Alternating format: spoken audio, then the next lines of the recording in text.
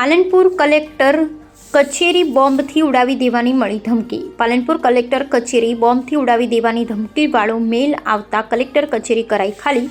પોલીસે કલેક્ટર કચેરીના સ્ટાફને કચેરીમાંથી બહાર કાઢી સર્ચ ઓપરેશન હાથ ધર્યું।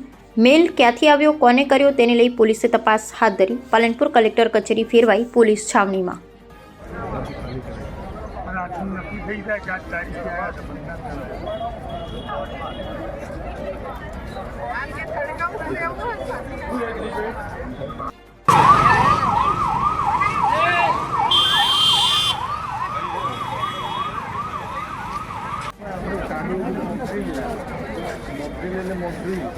કમ્પ્લીટ એવું જ હોય।